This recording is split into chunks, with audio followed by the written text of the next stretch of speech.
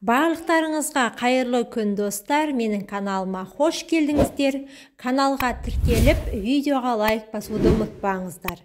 Қара зере өлімнен басқасының барлығына ем. Ендеше видеоны сонына дейін қараңыздар.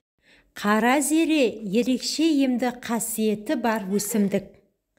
Қара зеренің 20-ға жуық түрі бар.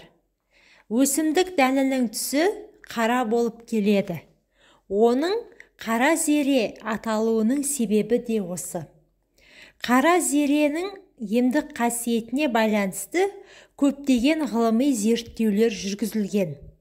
1960 жылы профессор Джахакна қара зеренің майымен артритті емдеуге болатындығын дәлелдеген.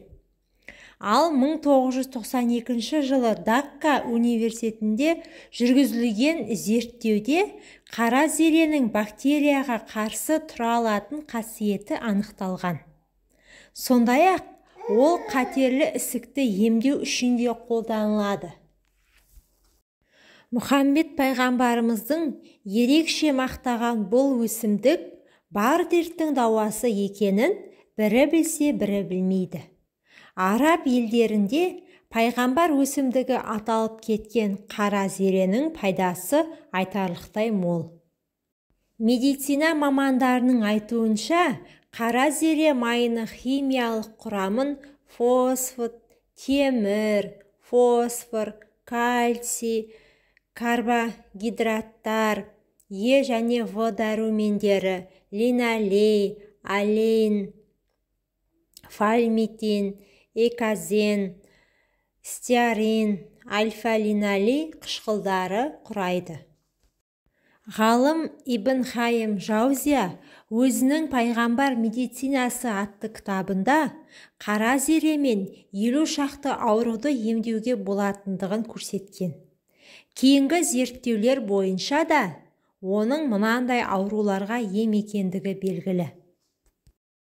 Қандағы холестеринді азайтады, ағзаны улы заттардан тазартады, иммунитет жүйесін күшейтеді, инсультке, миға қан кетуге қарсы тұрады, артрит буын ауруы мен бауыр ауруынан айықтырады, құрамындағы тимохинан арқылы қандағы глюкозаны азайтады, құрамындағы эфир майлары арқылы бактерияларды өлтіріп, олардың көбеюін тоқтатады.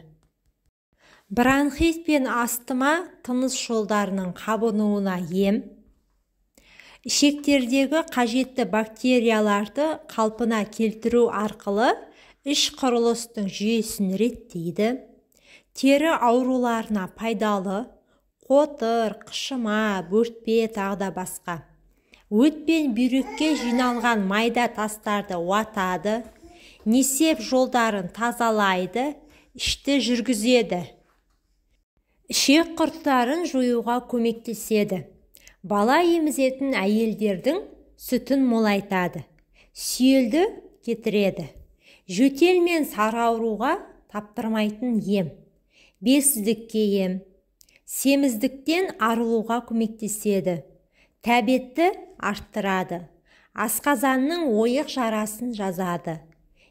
Қара зеренің негізінен дәнектері мен майы емге қолданылады.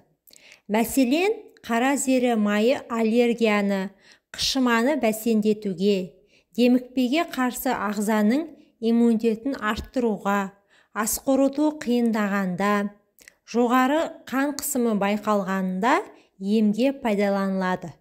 Түрлі витаминдер, минералды тұздар, микроэлементтермен қатар қара зере майының құрамында көмірсулар, белоктар мен майлар да бар. Өсімдік майы негізгі маймен қатар майлы қышқылдардан да түзіледі.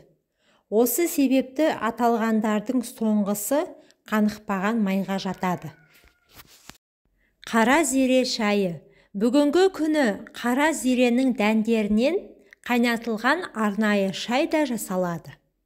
Бұндай шай көбіне іш кебу, іш өту және өт шаншуы сияқты ауруларға ем. Жас босанған сүті аз әйелдерге де оның пайдасы зор. Қорыта келгенде, қара зере расында да емдік қасиеті мол, шипалы өсімдік. Оның өлімнен басқаның бәріне ем екендігін бүгінгі медициналық зерттеулер бірінен соң бірі дәлелдеуде.